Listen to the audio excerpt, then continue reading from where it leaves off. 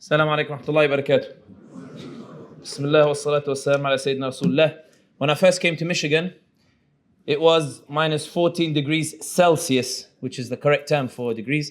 I understand here in America, everything is just bigger. You want to make everything bigger. If you see it small, you make it bigger, and you decide to make it. So I noticed that with Fahrenheit, I think that when you saw the actual temperature of, 45 degrees, you said, no, we're American. We gotta make it bigger.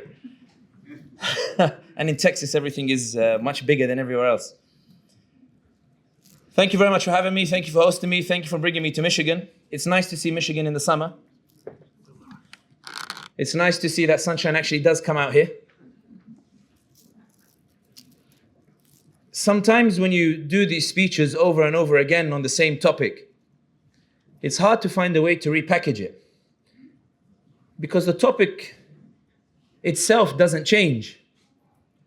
We started off 9 months ago after October 7th, and before October 7th, for the last 70 years, we saw the same content over and over again.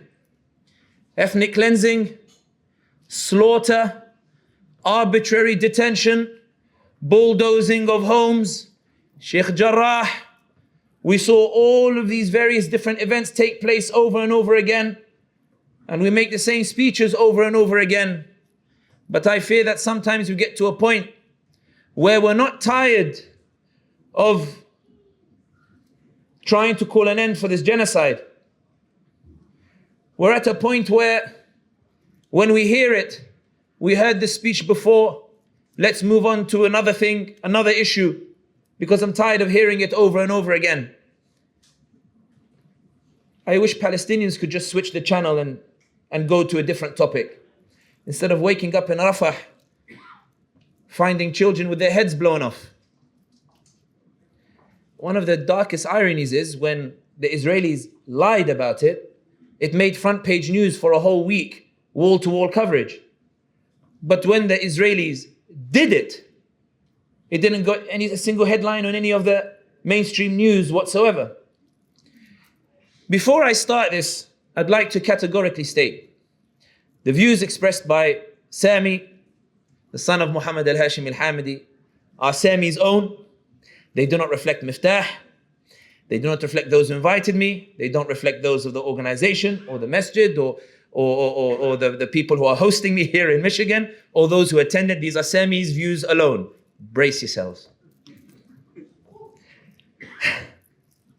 I think it's worth starting with the political situation as it is at the moment, in terms of what's happening in the land of the prophets.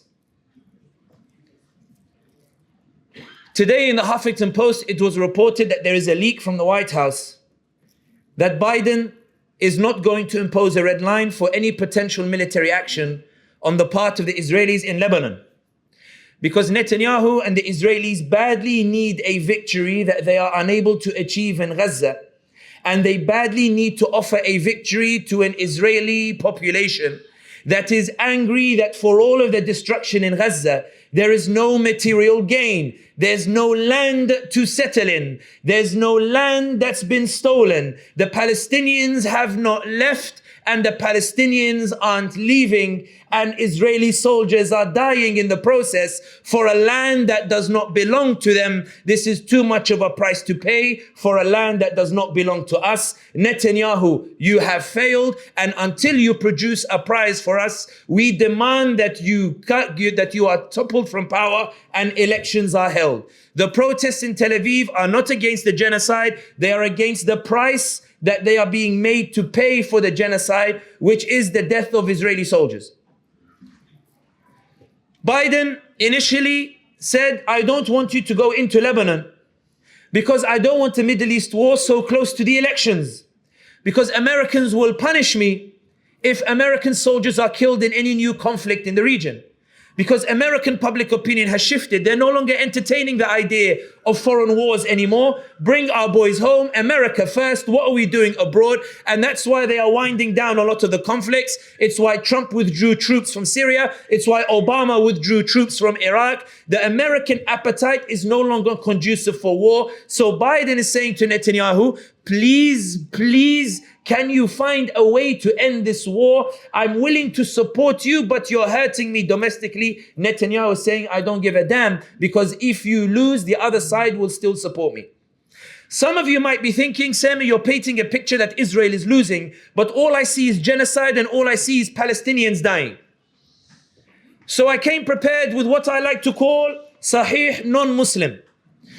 Sahih non-Muslim is authentic non-Muslim sayings and traditions that reinforce what I am about to say, because I am aware that sometimes psychologically, when a Muslim who looks like you says something, it is hadith mutawattir because I look like you and I need to reinforce myself, not with Bukhari and Muslim that we're used to reading about like a Dajjal where it's spiritual but doesn't apply publicly, but with two eyes I use Sahih non-Muslim to reinforce that which you will not give credit to, the traditional text and sources. Allahumma ashhadu an la ilaha illallah wa ashhadu anna Muhammadan Rasulullah, but I need Sahih non-Muslim to convince them of these points, Ya Rab. And it's not my fault, it's theirs. I'm actually serious, but in any case. In Sahih non-Muslim, in the book of analysts, John Mearsheimer, I think that's his name, gave a lecture in Australia in which he argued that there are a series of points that prove that Israel is losing.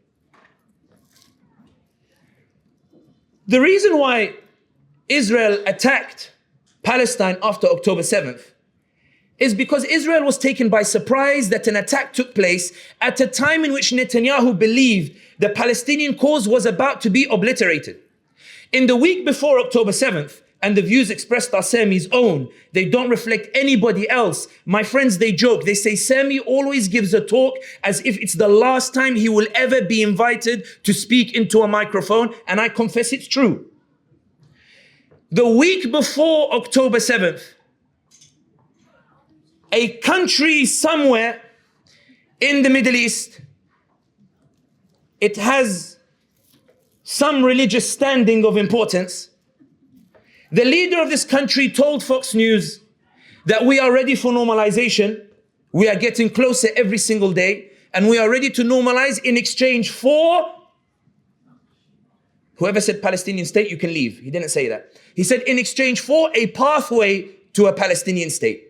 We will give full normalization in exchange for a pathway. In that same week, Netanyahu shook hands with the leader of a country that has a history of sultans. Then he stood at United Nations, he held up a map. And in this map, he had completely erased Palestine and said, this is the future of the Middle East. Then Can Television, in the book of Israeli media, the chapter of Can Television, they asked the UN, Israeli ambassador to the UN, will your government agree to normalization with Muslim nations? And he replied and said that the normalization of Israel with the holiest sites of Islam means the complete Arab abandonment of the Palestinians. And the government will certainly sign on it because they know this too. So Netanyahu moved troops from the border of Gaza to the West Bank to prepare to invade the West Bank because he was reassured that Muslims will do nothing, Muslims will not move, Muslims will not punish, Muslims will continue to prioritize comfort over justice, because Netanyahu believes in the hadith that one day the hearts of the Muslims will be afflicted with wahan and they will hate everything associated with sacrifice. When he moved those troops to the West Bank in preparation to invade the West Bank, then October 7th happened. The reason why they kept asking people to condemn October 7th is because Israelis and those who support them are used to slaughtering civilians. For them, it's not a condemnable act. They have done it for 78 years in Palestine. They have done it in Vietnam. They did it in Iraq. They did it in Afghanistan. It is normal. which is why they demanded that you condemn civilians, condemn the killing of civilians, because for them it's a normal thing. It's unusual for somebody to condemn the death of civilians. They forgot in the Muslim tradition that when the Prophet Muhammad sallallahu alaihi wasallam sent Khalid ibn al-Walid to a tribe and Khalid transgressed, radiyallahu anhu, and blood money was owed, the Prophet Muhammad sallallahu alaihi wasallam put his hands up and said, Allahumma inni abra'u ilayka mimma fa'ala Khalid. Allah, I am innocent of what Khalid has done. Muslims never hesitate to condemn the killing of civilians. But under international law, the killing of civilians is abominable and condemnable. The act of trying to take back land that belongs to you is not and is a right enshrined in international law, which recognizes Israel as the occupying power over Palestine.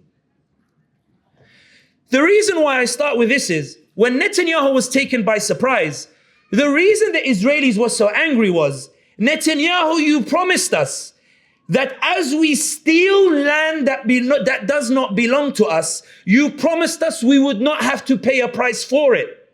You promised us you will deal with the Palestinians. You promised us you would slaughter them and ethnically cleanse those lands. You promised us the Palestinians, the rightful owners of the land. You promised us that the homeowners would not come back. You promised us the homeowners would not try to come back. You promised us that our theft would be protected. Your government must be toppled because you broke the pact of thieves. So Netanyahu went into Gaza and started bombing it into oblivion. But he had a problem. The only gift that the Israelis would tolerate is annexation of land. But annexing land means you have to take it, manage it, and use resources to control it. But ethnic cleansing, and I should caveat, I'm no expert. I'll say that, I'm not an expert in ethnic cleansing.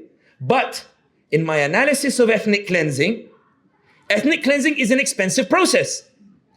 When you enter a land that's not yours in 1948, when you kick out 700,000 Palestinians, they don't all go in one place.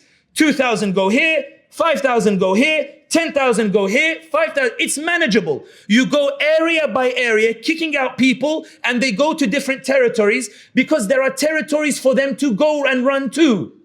But when 78 years of ethnic cleansing happens, you find you've created a situation where 2 million people are now in a short strip of land with the sea behind them and a border blocking them. Where do you tell those 2 million to go?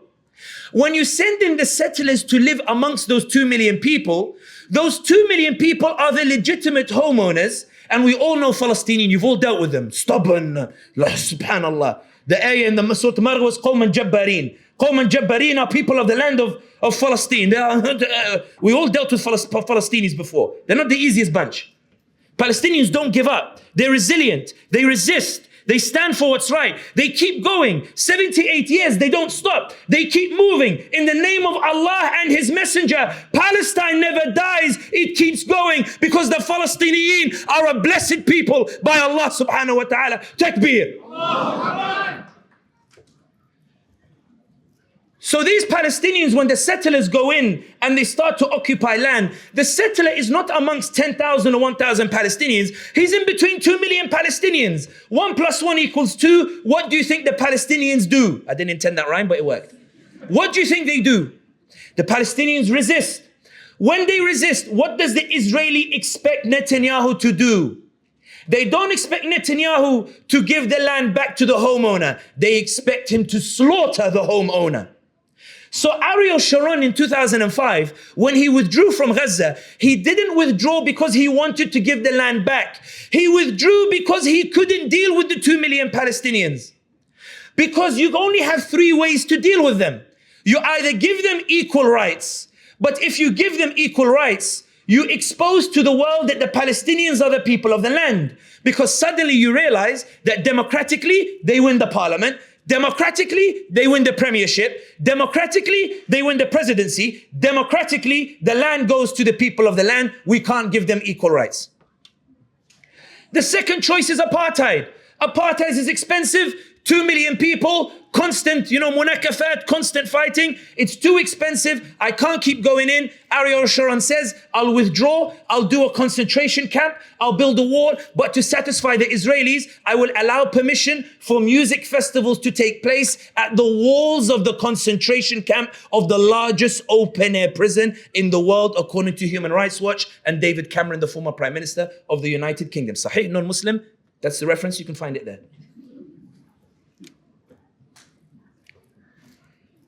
When Netanyahu enters Gaza, he has a problem. The situation hasn't changed. There's still 2 million Palestinians in Gaza. He can't impose apartheid, too expensive. So he tries ethnic cleansing. Blinken betrays all of the climate change policies that they hoodwinked us with. He flies more than 10, 15 times on those planes. It's a long journey. I do it. I've done it quite often last 6 months. This place is far. He goes to the Middle East to speak with the leader of a country that used to build pyramids. I'm not saying which one.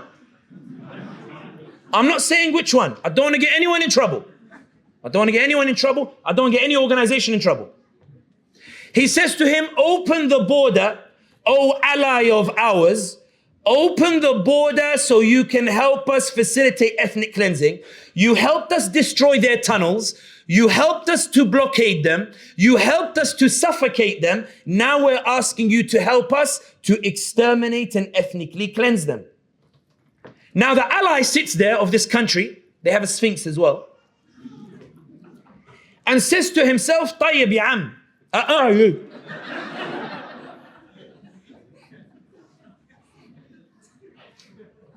And says to them, I have lent my support in things before, but I'm not opening the border this time. Why? Because I'm not stupid, Kazi. If I open the border, Palestinians enter the Sinai Peninsula, right? And they set up camps. But we know the Palestinian, we know the Palestinians, stubborn people. They don't give up. They don't lie down. They don't give up their territory. They keep resisting for what's right, what belongs to them, and their laws and their rights guaranteed under international law. What comes out of those tents once they set up in Sinai? For algorithm purposes, we will only do a bit of acting. Ew. When those start coming out of the camps, as they do from the camps of Lebanon, in what international law recognizes as legitimate resistance, what do you think the Israelis will do? They will cross the border. When they cross the border and they attack this land that has pyramids and sphinxes and extortionate tourism prices. معلش يا جماعة, just forgive me for it. When they invade and the president of this country comes to Washington and says, please intervene, they're invading my territory, do you think he's going to get any support in the White House? Do you think he'll get any support from Europe? Will he get any support from anywhere? What will be said instead? We need an international peacekeeping force that will administrate this area. It needs to be taken out of your control and handed as a demilitarized zone for international peacekeeping force, and you lose your territory. So ethnic cleansing is an impossibility. So your next suggestion is genocide. Slaughter them, kill them. The problem with genocide is, although it was an attractive proposal in the beginning, because these Palestinians in your eyes are subhuman, they are animals. Donald Trump today accused Biden of being a Palestinian and a very bad one, as if it was a slur or something that is insulting. Biden did a really bad job in the debate today. La hawla wa la quwwata illa billah. I don't know what the Democrats are thinking. The views expressed are Sammy's own. They don't reflect anybody here. I'm in trouble, ya Rab. The next option is genocide, but the problem with genocide is nobody's going to give a damn about the Palestinians. So bomb them, kill them, slaughter them, blow Sidra's legs off, blow 300 bullets into Hind Rajab. Go and massacre the kids, women and children of Palestinians. The problem with genocide for the Israelis is they are suddenly stunned and shocked that people care about Palestinians. Guys, I don't understand. Why are you upset that we're slaughtering these people? They are animals, they are barbarians. The reason that people are caring is not necessarily because they are Palestinians. It's because for the first time they discovered who Palestinians are and they saw the reality of the apartheid regime because of TikTok. May Allah protect, preserve and elevate TikTok and render it good service for this ummah and above. Say Ameen. In Philadelphia, somebody said to me very angrily and said to me, we're making dua for TikTok in the masjid, huh? I told him, what's wrong with it, brother? He said, TikTok is fitna. He had his arms out. TikTok is fitna. I told him, shh. He says, don't shush me. I said, shush, I'm saving you. What do you mean you're saving me? I said, don't say publicly TikTok is fitna. He said, why? When you tell people TikTok, when you say publicly TikTok is fitna, you are telling people you taught your algorithm to show you fitna, which means you searched for fitna, so the algorithm knows to show you fitna. Because TikTok is designed to show you only what you like. It's designed to show you only what you prefer. If you search Quran, it shows you Quran. If you search Hadith, it shows you Hadith. But if you search Kanye West house party, it shows you all these other things. I didn't search Kanye West house party, just for the record. My friend had it on his TikTok. Wait, man is on the religion of his companions. A guy I know. My TikTok, for the record, for those who are upset. My TikTok, if you want, I can help you with the algorithm. My TikTok shows me Zinedine Zidane, 2006 semi-final of the World Cup when he humiliated Brazil. It shows me Ronaldinho flip-flap in soccer. It's actually football, but it's soccer, you guys call it here. It shows me the West African brother. I don't know if you've seen him. He runs every morning, he does jogging, but he records himself while he's running. Yo, bro, don't forget, Allah is always there. Don't worry, bro. Inna ma'al usri yusra. And you go retweet. Inna ma'al usri yusra. My TikTok algorithm shows me the chiropractor. Got a back problem? I'm a chiro. And then you have to put your headphones in and increase the volume so you can hear the click. And it's wonderful. That's my TikTok. But as a result of TikTok, may Allah protect and preserve and guide its Singaporean CEO. Singapore is not China. China is there. Singapore is here. I know some Congress people are geographically challenged, and in any case. But as a result of TikTok and the decentralization of media, TikTok became the source of da'wah.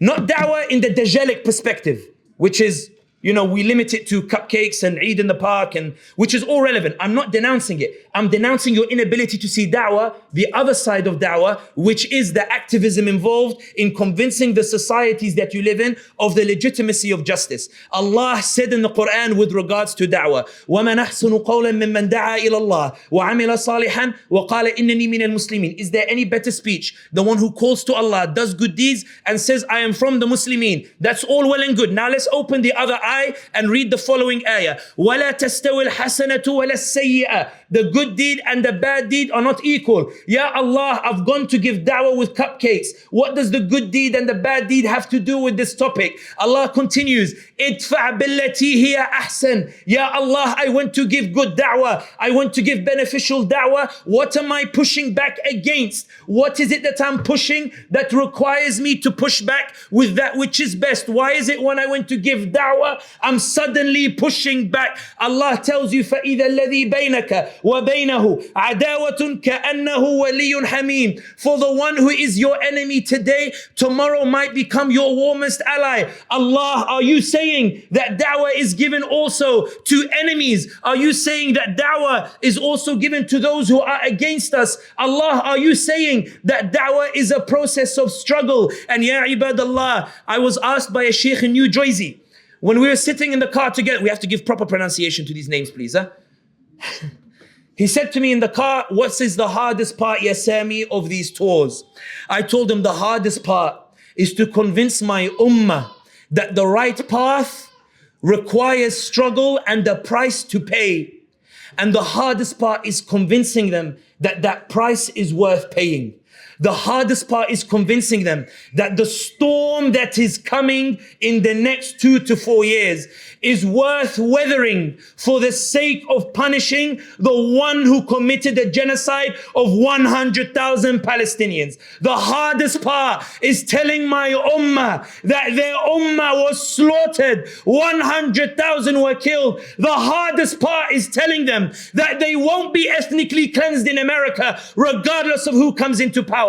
They won't be genocided regardless of who comes to power. They won't be slaughtered regardless of who comes to power. Nothing that happened to the Palestinians will happen to them after November. The hardest part is convincing them to punish the genocider and weather a storm in which they will not pay a price like the Palestinians paid. He said to me, Ya Sami, Ya Sami, Ya Sami. He said, Isma ya Hagga. He said to me, you can tell he's from the place with the 2 pyramids. He said to me, Sami, you know, on this concept of struggle, I think, and he's a very good community builder. He builds bottom up. He said to me, you know, Sami, one thing I notice about our community is we teach that the pinnacle of success is the one who studied, worked hard, bought a big house, bought a nice car, and we point to the comfort that he established in the dunya and say, be like him. This is the blessed man of Allah. This is what success in the dunya looks like. He said the community will read about the state of the Prophet Muhammad sallallahu alaihi wasallam. And they will read that Aisha radiallahu anha used to say that for 3 months, 3 moons, a fire would not be lit in our house. This community will say, MashaAllah on the Prophet and how successful he was. But my measurement of success today is that my brother here has a 3-bedroom house while I'm stuck in renting a studio. He is better than me through material possession, even though when you read the seerah, the Prophet is better in the absence of material or possession. Do you see what I mean by a dajjal? You read the seerah, but do the opposite conclusion of what the seerah encourages you in determining what is success. He said to me, the reason why this is problematic, Ya Sami, is that when we teach the community that the pinnacle of success is comfort, and that the hikmah is how to preserve the comfort, you realize, Sami, Islam becomes problematic for the Muslim community. Sheikh, taqillah. Sheikh, that can get you cancelled. Sheikh, no one will host you if you ever said this publicly. Salli al Nabi ya am. The Egyptians, I hate when they do this. I said it. What they do is, when they interrupt you, they don't say shush. They don't say be quiet. You'll talk, they say Salli al Nabi. And you're forced, alayhi salatu wassalam. But what I'm saying, Salli al Nabi, alayhi salatu, let me finish, man. He tells me, Sami, Islam is problematic for the community with regards to the aspect of comfort. Because think about it, Ya Sami. I told him, Sheikh, you know, there's no way you can rescue this. There's no context that can rescue this. He said, wait for me. The first 40 years of the life of the Prophet Muhammad sallallahu alayhi wasallam, what was his relationship like with Quraysh? What was it? What was his nicknames? Sadiq, Amin, beloved, noble son from a noble family. I have a caravan going to Syria. I can only trust you to take it. Noble man from a noble family. I have all this gold. I can trust only you to look after it. Noble son from a noble family. We are 2 tribes fighting. We can only trust you to resolve our issues. He said, all right. When do his problems begin? When does his struggle begin? Now I can see slightly where he's going in this, but I want to see how far he goes.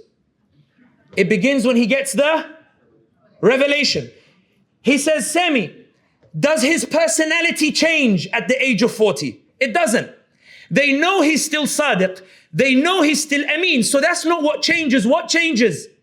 He gets the revelation, stands up and says, end the genocide. Stop the ethnic cleansing. Stop giving them the bombs. Give them justice. Give them rights. La ilaha illallah Muhammadur Rasulullah. Stop burying your daughters alive. Treat your women well. Society gets so angry at the call for justice. They begin to repress him. They begin to oppress him. They begin to beat him and his companions. The struggle begins and the comfort of the first 40 years vanishes.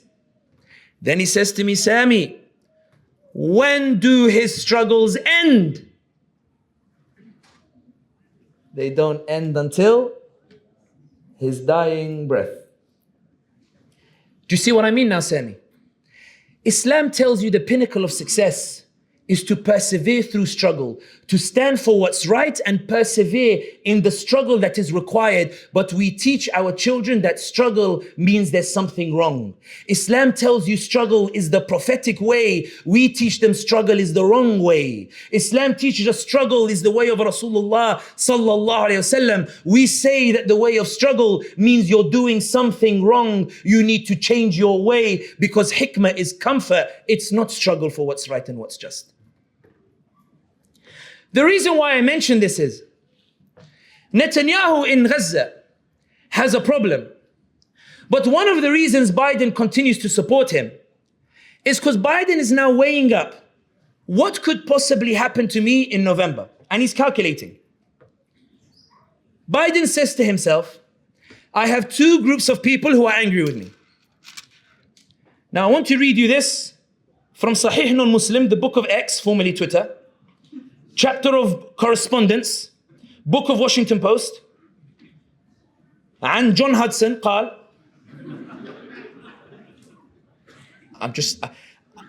grammatically what I'm saying, everything is sound, like there's nothing wrong with it at all. New analysis captures the opposing messages Biden is receiving on Gaza from pro-Israel donors who want the total backing of Netanyahu and 13% of 2020 Biden voters who may not vote for him due to his handling of Gaza.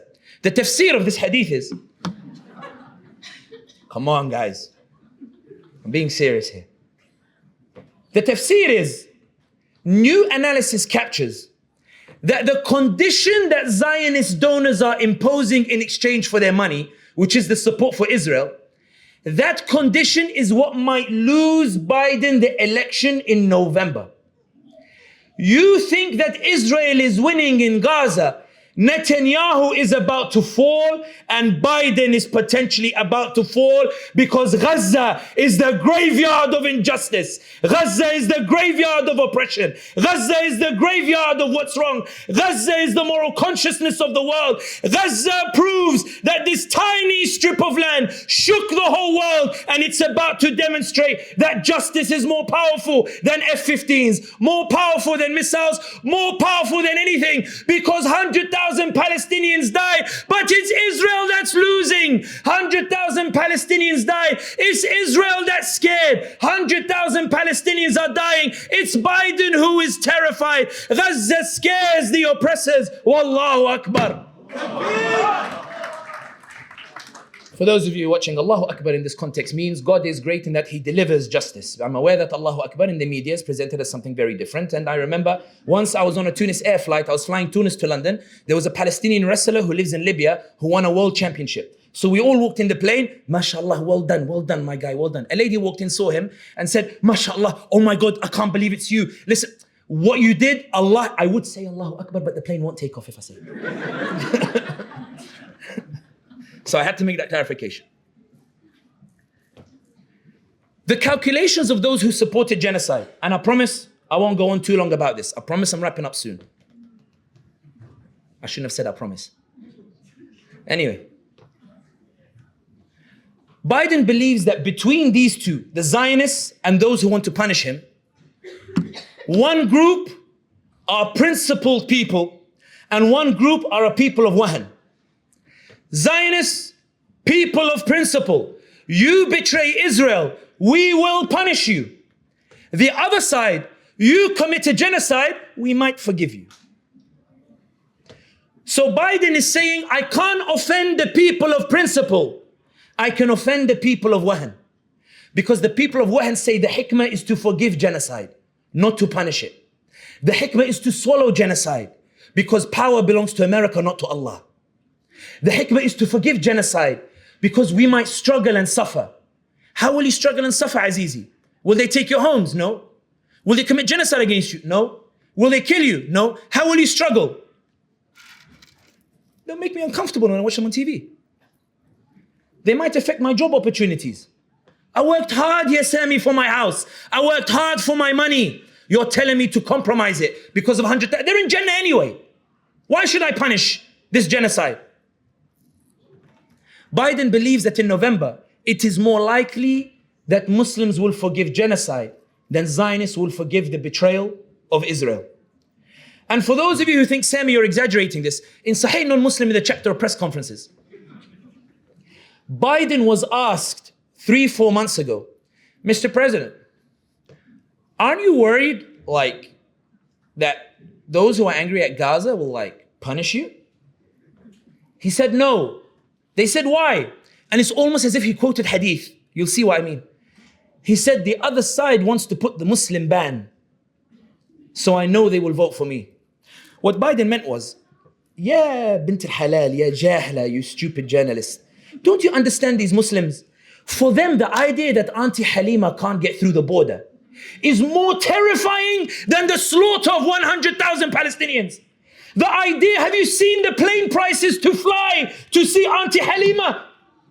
You want me to pay that to see Auntie Halima and punish genocide in the process? La Azizi. I work hard. I want Auntie Halima to visit me, so I will forgive genocide. Ibadallah, here in Michigan, you did something called the uncommitted vote. Don't clap yet. It was a phenomenal event in Sahih non-Muslim, in the book of news, in the chapter of Reuters. Biden's campaign manager said on the night of the uncommitted vote that the damage to our support is far greater than anything we imagined. A group of Muslims the next day, they wrote an article. They heard what the campaign manager said. They wrote an article and said, yeah, campaign manager, lahza, wait. Uncommitted doesn't mean we're abandoning you. It just means we want to sit with you. We want to talk to you, man. We want to show you pictures. I know you've seen them, but we want to show you them. Biden the next week went on CNN. The CNN presenter, because he doesn't know the hadith about wahan. He thinks that the hearts are stronger of Muslims. He doesn't know about the wahan yet. The CNN presenter says, Mr. President, uncommitted, 100,000. You only have 154,000 majority in Michigan. 100,000 could mean 200,000, 300,000 in November. You might lose Michigan. Are you not worried they will punish you for Gaza? Biden said to the presenter, no, they're not telling me that they're going to abandon me. They're saying, hey, Joe, you just got to do something, man. They're not saying they're abandoning me. They're putting their faith in me that I know what I'm doing when I slaughter Sidra, when I bury Hind Rajab, when I massacre the children in the hospital building, when I blow up the heads of the children in Rafah. The Muslims know I have a hikmah in what I'm doing when I'm supporting the Israelis. And they know the other side doesn't have my hikmah.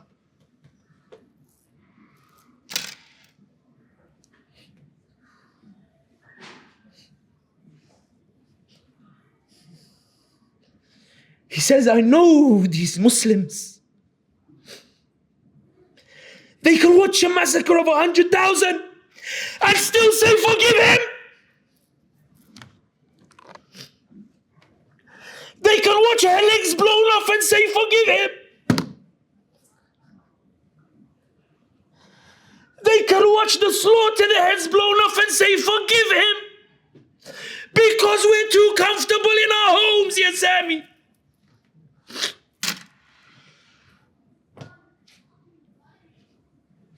He says, I know them. Biden says, I know them better than you, ya Sami. Zionists won't forgive me, Muslims will. Zionists won't forgive me, Michigan will, he says.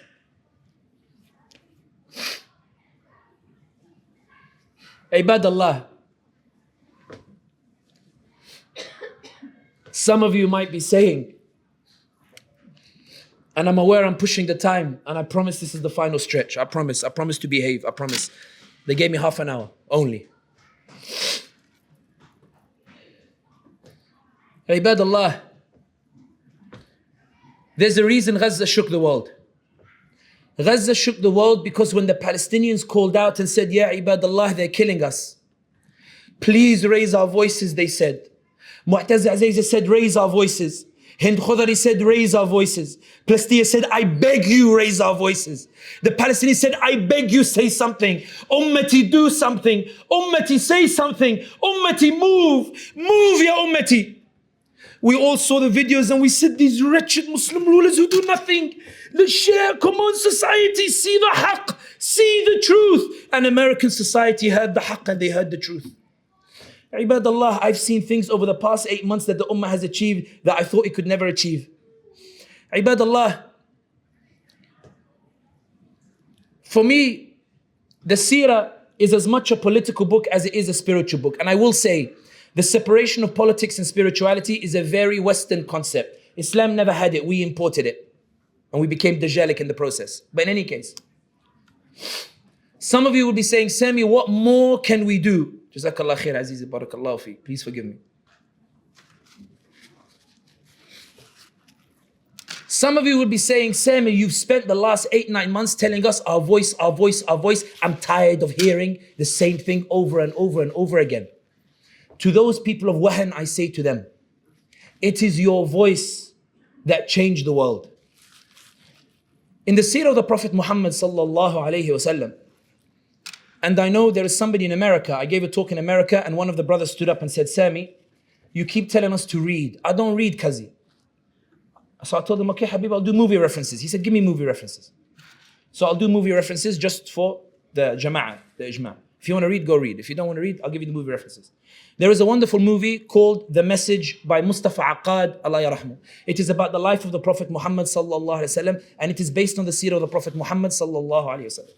There is a scene in it where Abu Talib is lying on his deathbed, and Abu Talib says to the leaders of Quraysh, all Muhammad wants from you is one word. The leaders of the Quraysh, they say, if all Muhammad wanted was a word, we would have given him 100 words. The problem is the word that he wants. This man has no army. This man has no wealth. This man has no media. But as a result of his word, Kamala Harris defends Zionism while her daughter raises money for Palestine. As a result of his word, Tucker Carlson says we need to cut funding for the Israelis. As a result of his word, Candace Owens rebels against the Daily Wire and threatens the Israelis and says to Piers Morgan, you're a coward because you don't call out the Israelis. As a result of his word, Matt Walsh comes out and says the redefinition of anti-Semitism is nonsense. It makes the New Testament illegal. As a result of his word, Trump supporters in his rally, they chant genocide Joe, genocide Joe, genocide Joe, and Trump turns around and says, they're not wrong, they're not wrong. As a result of the word of the Prophet Muhammad sallallahu alayhi wasallam, Biden is falling in the polls, not because of economy, not because of what he's doing domestically. He's falling in the polls because people are unhappy that he's supporting genocide in Gaza. The Reuters article, I know I'm Muslim, so my view is mutawattir in your eyes. So let me bring you Sahih non-Muslim in the book of media, chapter of Reuters. It says, and Republican word Democrat pollster, Qala, they said that the shocking thing about the polls is Biden is falling in the polls over an issue where American troops are not dying. It's not an issue where Americans have a vested interest, meaning he's falling in the polls because Americans hear your da'wah, they see your videos, they saw your content, and all of the millions that Israel spent to win their hearts, you broke it for free. That PR strategy of millions, the Ummah broke it for free. And this is why you see TikTok, may Allah protect and preserve it. You see all these white faces, Samantha, Jeffries and the like, all of them supporting Palestine because when they heard the da'wah, their hearts flipped. Abu Sufyan said, if all Muhammad wanted was a word, we would have given him 100 words. The problem is the word that he wants threatens to topple every genociding leader who supported the genocide in Gaza. That's the word of the Prophet Muhammad sallallahu alayhi wasallam. Ibadallah, some of you will say, Sami, you come as a motivational speaker. I think that's the greatest insult I've heard. I'm not a motivational speaker. I'm a geopolitical risk analyst. I assess dynamics and I explain how they affect things. When you read the seerah like a Dajjal, many of you will pity Bilal ibn Rabah radiyallahu ta'ala an. But when you open the other eye, you will see the parallel with today.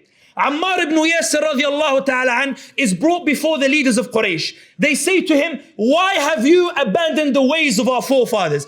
Do you not see our missiles? Do you not see our military might? Do you not see how many Palestinians we killed? Do you not see our material superiority? What does the Muhammad sallallahu alayhi wasallam, what does he have that you believe is greater than our material superiority? Ammar ibn Yasir says, he says we have humanity. Every man is born equal. Umayyah says, equal? Is Bilal equal to me? Is he equal to the Israeli? Is Bilal equal to me? Ammar says yes. Umayyah says, come Bilal, whip him and show him the power of our superiority. Bilal stands with the whip. Ammar tells him, Bilal, hit me. Trump is scary. Bilal, hit me. The system is frightening. Bilal, hit me. They will make you pay. Bilal, hit me. You will suffer if you don't. Bilal, bow your head. You will suffer if you don't. Bilal, they will do horrible things to you in the next 4 years. Yeah, Bilal, hit me and forgive the genocide. Yeah, Bilal. Bilal throws the whip on the floor. Umayyah says, rebellion. When they drag Bilal, it's not that Umayyah is strong. Umayyah is hitting Bilal, but he's not the one who is strong. Umayyah hits Bilal harder and harder, not because Bilal is weak, but because Umayyah is terrified. If Americans see that Bilal doesn't care about the invincibility of the Zionists, if he doesn't care about AIPAC lobby, if he doesn't care about what the Israelis are doing, if he's not scared of their power, if he stands for what's right, if he's prepared to sacrifice for what's right, if he's prepared to struggle for what's right, Americans will see it. Their opinions will change. The system will change. Zionism will lose its influence. It will lose its power. A new generation will arise. It will revolutionize society completely. Bilal, stop talking. Bilal, stop resisting. Bilal, stop saying the message. Bilal, stop saying the word. Bilal, stop sharing TikTok. Bilal, stop sharing on social media. Bilal, stop raising the voice of Palestinians. I'm losing control, yeah, Bilal. Bilal, Sayyiduna Bilal radiallahu ta'ala anhu was the powerful one in this story, not Umayyah and the leaders of the Quraysh. Ibadallah, when you read the seerah with the other eye open, when the Prophet Muhammad sallallahu alayhi wasallam receives the command, go and give da'wah in public, raise your voices for Palestine, raise your voices for Sudan, raise your voices for what's right, go out and proclaim the message in public.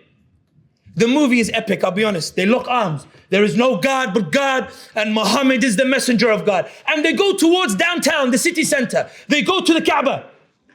They go, there is no God but God, and Muhammad is the messenger. The city come out. What's going on? What's going on? What's this group? What are these flags? What are they saying? What are their slogans? What's going on? The Quraysh, they turn up. They take out the stones and then they start harassing. They say, shush, stop talking, and they start beating them up. They start beating up the Sahaba.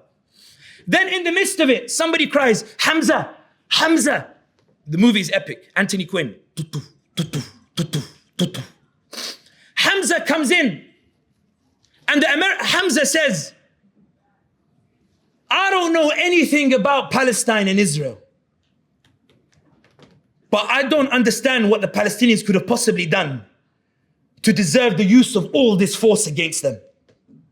We're spending 8 billion, ya Imran, to go and kill these images of innocent men, women and children. I don't know anything about Palestine and Israel. But even I can tell there's something weird here. Abu Jahl says, the Palestinians are animals. The Palestinians are animals. Hamza says, well, come pick on someone your own size. Strike me if you dare. Ya Abu Jahl. Abu Jahl says, Hamza stands. He's horrified by what he's seen on TikTok. Hamza stands up and says, I am of the religion of Muhammad. Hamza later says, when I said it, I didn't mean it. I was just so horrified at what I'd seen. Like the American in LA, she did a video in the early days of the genocide. She said, I grew up in a Zionist environment. I never heard Palestinian voices. But as a result of TikTok, because billions shared it, TikTok put it on my feed. And when I saw, I can't unsee what I've seen. All of my content now is pro-Palestine. I checked her content this morning. Every day she does something pro-Palestine. Hamza becomes Muslim and Hind says, I don't believe it. The drunkard who spends his time hunting in the desert is now Muslim, is now entering the religion. Candace Owens is pro-Palestine. All these people are changing their minds. What's going on? Yes, Sammy, these are all personal things. This is motivational. Khalas, Habibi, I'll give you more political because you only see things like a Dajjal. Khalas, let's open just try and open the other eye. I didn't intend that rhyme, but open it. The Prophet Muhammad sallallahu alaihi wasallam says to the Muslims, go to Abyssinia, for there is a land of rule of law. You will not be wrong there. You have freedom of speech. You will be able to convey your message without persecution. Go to Abyssinia. Amr ibn Abyssinia, Najashi, is the NATO ally of Quraysh, is the diplomatic ally of Quraysh and the economic partner of Quraysh. Amr ibn As says, these are rebels in our city, can you send them back? Najashi says, we have an extradition agreement, of course I'll send them back. Ja'far says, at least watch the TikTok video first. At least see what's happening in Palestine. At least let me tell you what's going on. Guys, I'm not joking. I'm striking the parallel between the mercy to mankind and to prove the seerah didn't end in 632 AD. It applies today. Ja'far says, let me show you what's happening in Palestine. Najashi says, show me. Ja'far says in the movie, we worship gods of wood and stone. It's in English, but there's American subtitles. We worship gods of wood and stone, elements of our own manufacture. The rich neglect the poor, and the act by which the brother lifts his fellow brother up is described by them as upsetting social order. To this, a man has come. And why should you be surprised that God sends a prophet? Did he not send Moses and Jesus? Who taught you those names? Who taught you those names? Why? They are mentioned in the Quran. You can tell I've watched the movie many times. Najashi, at the end of this conversation of words, no army to threaten him, no economy to bribe him, no mainstream media to convince him. As a result of the words, Ya Sayyidatil Karima, as a result of the words, Najashi looks at his NATO ally and announces that we need a ceasefire now, not for a mountain of gold will I hand them over to you. Belgium announces that we need sanctions on Israel. The EU announces we're restoring funding to UNRWA. Spain says we're recognizing a Palestinian state. Ireland says we're recognizing a Palestinian state. Norway says we're recognizing a Palestinian state. Canada says we're restoring funding to UNRWA. Australia says I'm not joining your alliance in the Red Sea because of the word of Islam, the word of justice, the word of what's right. There was no army to threaten France into calling into a ceasefire. There was no economy to bribe Norway into recognizing a Palestinian state. What made them do it, ya ibadallah? It was the voice, the da'wah, the justice, the message that resonates with every fitrah. How can you see this period as weakness when Allah gave 13 years to Mecca, only 10 to Medina? What was special about Mecca that it needed 13 years? It wasn't 13 years of weakness. It was 13 years of power, because when Amr ibn As went back to Congress, the Congress people said, how can our allies in the EU support a ceasefire? And the Zionists panicked and they said, shut down TikTok so that the people don't hear the message of the Prophet Muhammad sallallahu alaihi wasallam, because our material superiority is inferior to the word of justice, truth, and the Prophet Muhammad sallallahu alayhi wasallam. Ibadallah, I have two more examples before I finish, and I won't bore you, and forgive me for taking long. I'm not as eloquent as I'd like, and I can't cram it in half an hour. I know I'm going on borrowed time here, but tolerate me. You may not see me again after this. The Prophet Muhammad sallallahu alayhi wasallam, he knew that Islam could make an enemy into an ally. When you read the Quran, or the seerah, we all know the story of Khalid ibn Walid defeating the Muslims and then becoming soul of Allah. We love to tell the story of Amr ibn As. He becomes Muslim, takes Islam to Egypt. We love to tell the story that Umar ibn al-Khattab used to beat up the Muslims and then became the Khalifa al-Faruq who led the Muslims in a golden age. We love it, right? When you read it like a Dajjal, you will ponder and react negatively to this question. When you read the seerah of the Prophet Muhammad sallallahu alaihi wasallam, he makes a dua, Allahumma bless Islam with one of the two Umars. Who are the two Umars? Umar ibn Hisham and Umar al-Khattab, Abu Jahl and Umar al-Khattab. Is he making dua for neutrals? In this dua, are there any neutrals in who he's called upon? Can you say that he's called upon just a minor enemy? He's called upon who? People actively trying to crush him. A friend of mine sat with me in the car, we were talking about this point. And he said to me, you know, Sami, I'm trying to think, what's the equivalent of today? Would someone say, Allahumma reinforce Islam with Donald Trump? And I laughed the way you laughed. And he looked at me dead in the face, no smile, no grin, no smirk. He said, Sami, why are you laughing? I told him, it's funny. What do you mean, Allahumma reinforce Islam with Donald Trump? Are you mad? Have you lost your mind? He said, is that what you would have said to the Prophet Muhammad sallallahu alaihi wasallam when he said, Allahumma reinforce Islam with Abu Jahl? And I went, oh. He said, Sami, did the seerah end in 632 AD in the back of your mind? And you believe it to be some fairy tales and fables? That when I give you an example of how it might apply today, Sami, did you not consider, he said, that if Khalid ibn Walid defeated the Muslims and became Muslim, is there someone now on the other side that who's now pro-genocide, but with concerted da'wah, the same way American public opinion is shifting, that person can become Muslim and become our sword? Have you not considered it, Sami?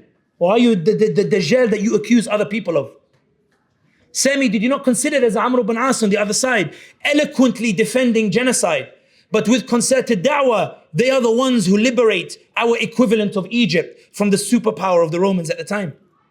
Sami, he said, and I said, don't do it, I know where you're going. Sami, he said, please, I get the point. Sami, have you not considered there's a Umar ibn al-Khattab on the other side, the way Umar used to walk the streets and say, whoever preaches the message of Muhammad, I will beat the daylights out of him. He sees his sister reading Quran, he beats his sister for reading Quran. Sami, is there not somebody right now swearing to crush the Palestinians that with a bit of da'wah, they might not only become Muslim, but lead us to the liberation of Al-Aqsa? I said, just say I'm a munafiq, bro. Khalas, you come to the end of it. Do you see how the seerah looks different when you open the other eye? But the final example, ya ibadallah, and I'll leave you with this one because I can see the time. Some of you will be thinking, Sami came here to make us feel better about our pitiful state and the pitiful state of the ummah. But ya ibadallah, I want you to consider that when Umar ibn Khattab became Muslim, the Muslims celebrated, right? But the next day they were beaten up. Would you have said to the beaten up Muslims, oh, you were celebrating yesterday, Umar al-Khattab become Muslim. Look at your sorry state today. Is that what you would have said to them? While the Prophet ﷺ is celebrating that American public opinion is shifting, would you have been the ones to say, Ya Rasulullah, what are you celebrating? So what if Umar became Muslim? Is that what you would have said? Do you see how it's cringeworthy now when you open the other eye and you realize the misguided understanding of the seerah? But I finish on this example, and there are many. I love the seerah. People say read the seerah as a spiritual book or you read Quran during Ramadan. For me, it's a political manual. It's what I go back to for political analysis. It's what I go back to understand the dynamics that change the world for the next 1400 years. That's what I go back to. Martin Lings has a good version. At the end of the 13 years, a wisecrack stood up once in front of a talk and said, Sami, the Prophet left Mecca. I told him, yeah, Dajjal, finish the story. Why did he leave Mecca? He said, don't call me Dajjal. I said, finish it, yeah, Dajjal. Why did he leave Mecca? He said to me, he left because he was oppressed. No, he didn't. Abbas proves that he didn't. Abbas says, we are ready to keep struggling with him in Mecca. He didn't leave because of that.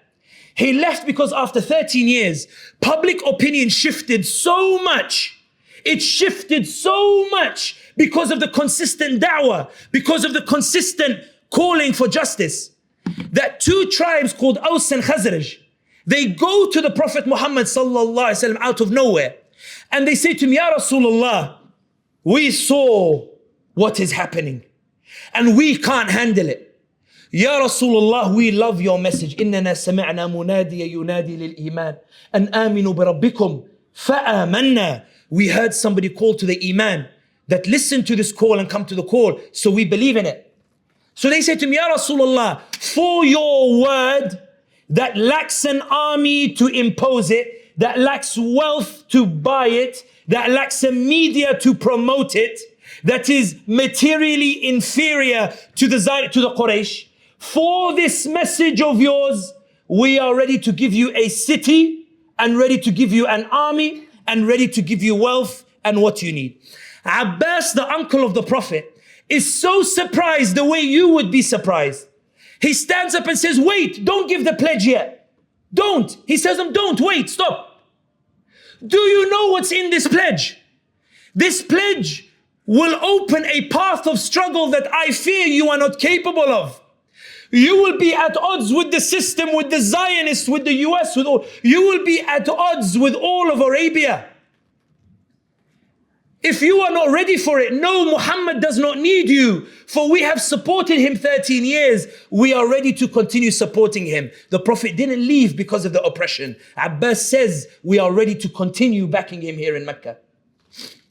Aws and Khazraj, they tell Abbas, Ya Abbas, radiyallahu ta'ala an, wa ala ansar. Ya Abbas, we know that once we embark on this path of justice and raise our voices for Palestine, we know a storm is coming. We know we're going to struggle for the next 4 years. We know it's going to be tough and it's going to be difficult. We know there may be isolation. We know there may be difficulty. We know that we might suffer continuously in the process. But Palestine is worth it, Ya Abbas. Gaza is worth it, Ya Abbas. Muhammad is worth it, Ya Abbas. Islam is worth it, Ya Abbas. Sidra is worth it, Ya Abbas. Hind is worth it, Ya Abbas. Reem is worth it, Ya Abbas. The Palestinians are worth it, Ya Abbas. Wallahi, they are worth it. Wallah, they are worth it. Wallah, they are worth it. Ya Abbas, we are ready to give our bay'ah to Rasulullah and the message of justice and all the suffering that comes with it. My father called me 10 days ago. Me and my father, we have a general lieutenant relationship. My father doesn't praise often. My mother does. Allah yakathir khairha. Ya waladi, ya ghali, habibi, azayiz, samsum, simsim. My father doesn't do that stuff. When I first got my break on mainstream media, my video went viral and the media were quoting Sammy Hamdi, Middle East expert, says, I was very proud. I wanted my parents to be proud of me, right? As anybody would, right? I went home after the interview. Mother comes, Allahu Akbar, ya waladi, ya ghali.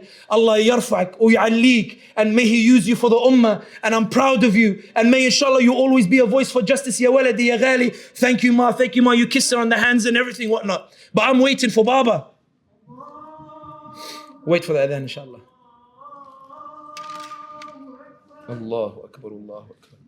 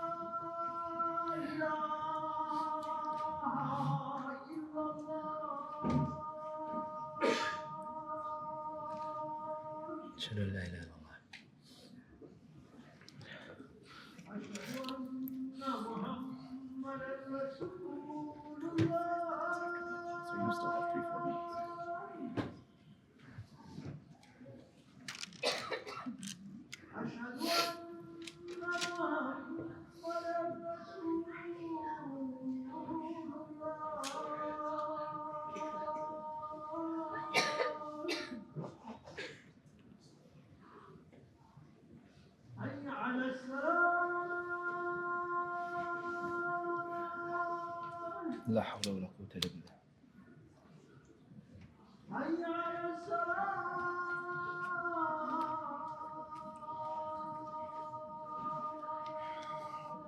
لا حول ولا قوة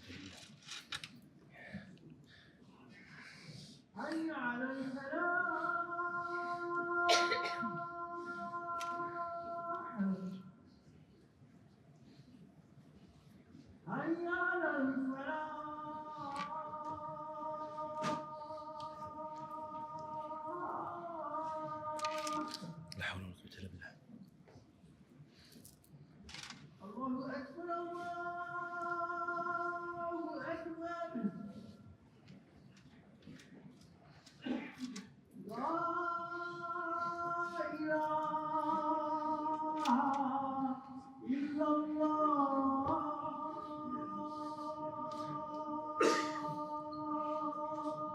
لا إله إلا الله رب هذه الدعوة التامة والصلاة القائمة آتي محمد الوسيلة وفضيلة بعث الله مقام محمد إنك لا تخلف الميعاد.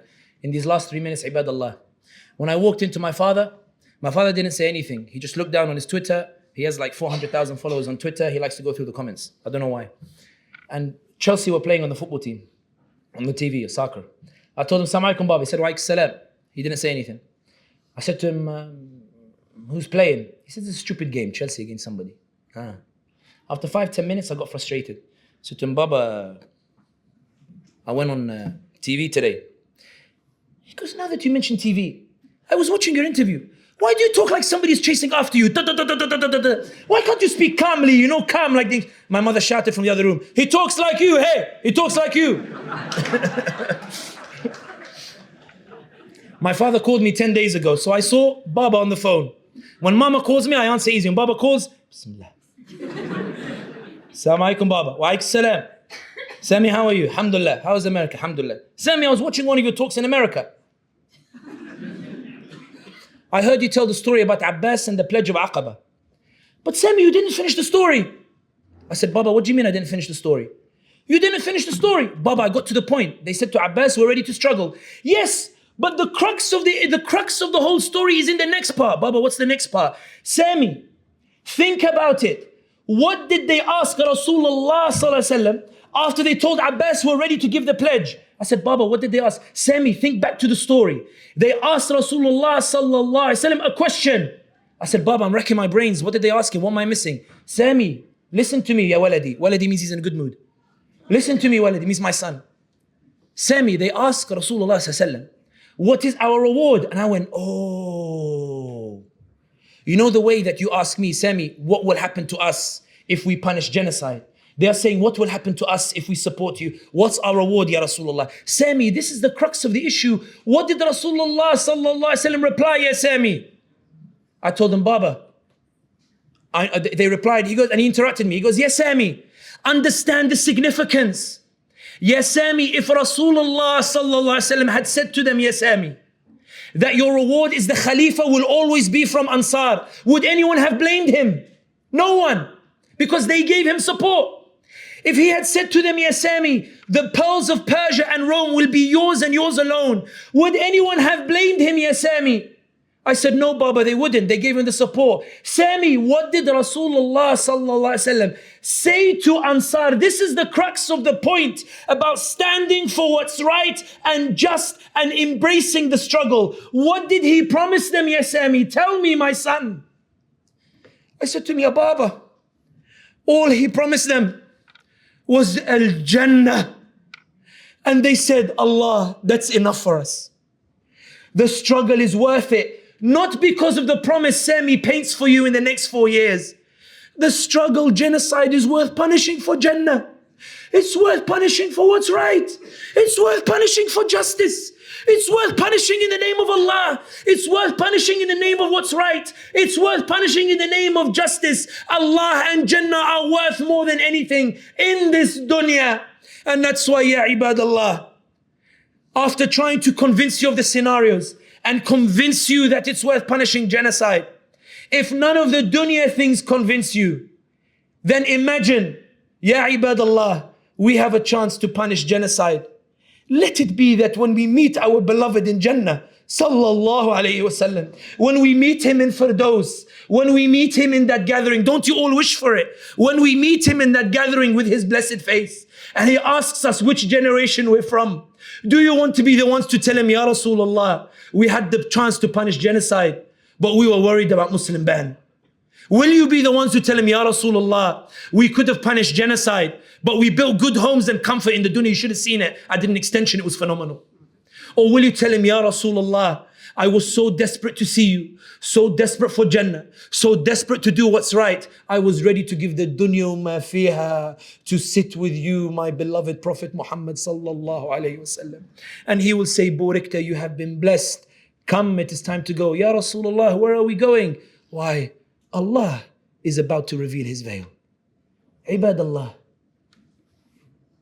Free Palestine, from the river to the sea, Palestine will be free.